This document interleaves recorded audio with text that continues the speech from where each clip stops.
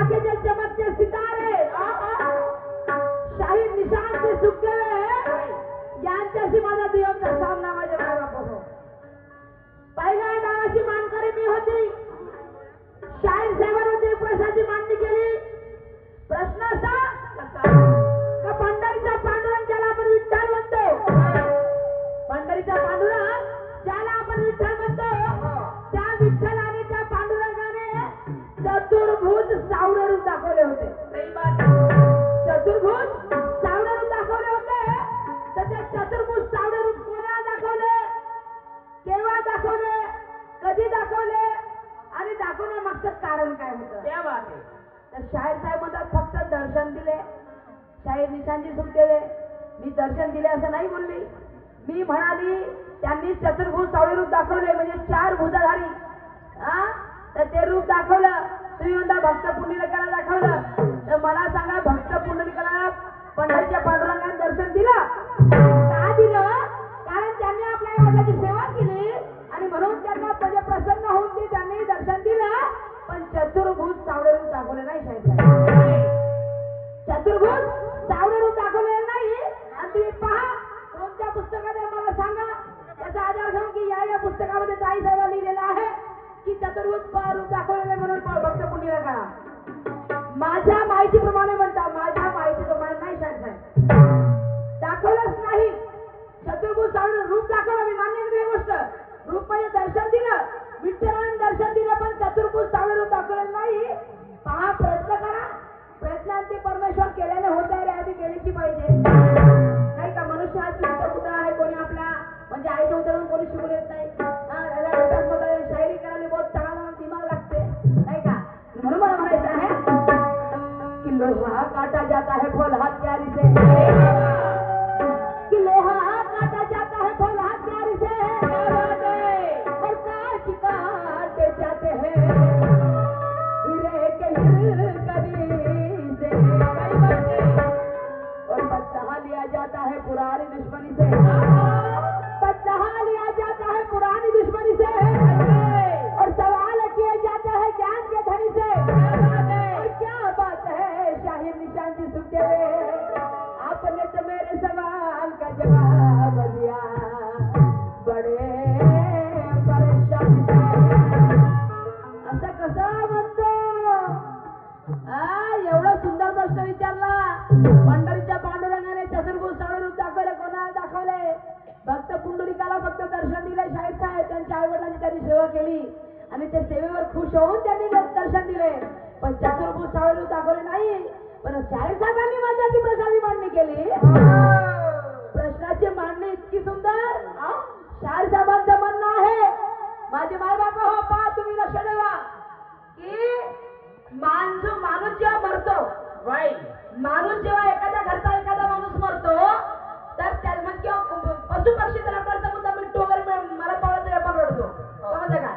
तर एखादा माणूस मरतो तर तेव्हा लोक रडतात. माणसासाठी लोक रडतात. त्या घरचे लोक रडतात आणि बाहेरचे लोक रडतात. परंतु चितेसाठी रडणारा कोण? चितेसाठी कोण रडतो? शरीरावर चिता म्हणजे काय? जे आपण शरण असतो त्याला म्हणतात चिता. लाकडं जे शरण आहे लाकडाचं शरण त्याला म्हणतात चिता. तर माणसासाठी कोणी रडते पण चितेसाठी कोण रडते असं शाहीर साहेबांचं म्हणणं आहे.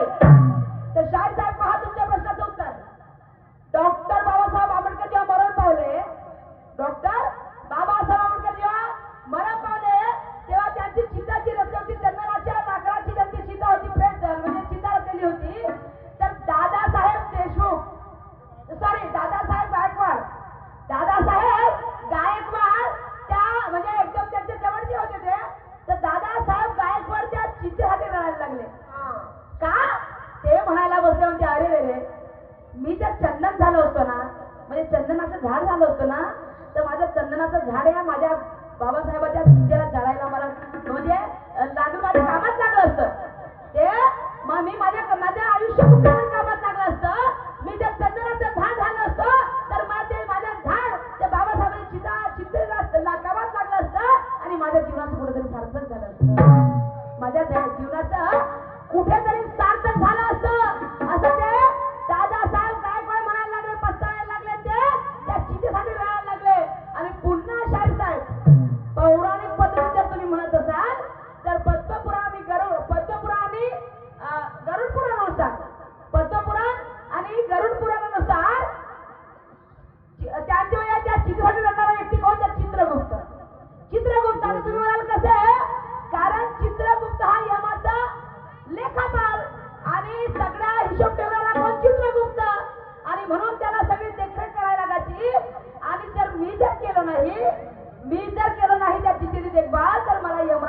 होतील आणि म्हणून त्या चिठ्ठीसाठी तो रडायचा. शांत आहे.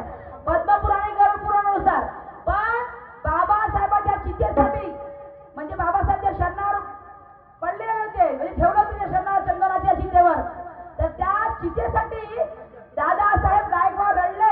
निव्वळ खाऊन तर मी झाड झालं होतं, हे चंदनाचं झाड झालं असतं तर हे झाड माझ्या साहेबांच्या चिठ्ठीसाठी कामात आलं असतं. कशाचं आहे हे तुमच्या प्रश्नाचं उत्तर. पण मला काय म्हणायचं आहे, त्या ठिकाणी ठिकाणची आयोजक कमिटी एवढी सुंदर आहे की त्यांच्या आभार मानावं तेवढे कमी आहे. स्वागत करा त्या सगळे टाळे उद्या सगळे त्यांच्यासाठी. कारण प्रत्येक गावामध्ये लोक नाही अर्ध्या तासाचा वेळ पाहिजे, तर तुझी घे ना माझी पाहिजे घे हे अशी जायला राहते. पण या गावामध्ये त्या काकाजीने एवढं सुंदर नियोजन घेतलं का फ्लॅटिंग पाहिजे, कारण इथे माया माईमध्ये बसले आहे. समजले का? आणि फ्लॅटिंग शिवाय कार्यक्रमाला मजा येत नाही आणि प्रबोधन केलंच पाहिजे असं शाळेत म्हणजे आमच्या काकाजीचं म्हणणं आहे. काकाजी तुमचा आभार मानावं तेवढं कमी आहे जे तुम्ही नियोजन घेतले नाही का. तर म्हणायचं आहे की हम है जिसने बुलाया मेहरबान है उसे की,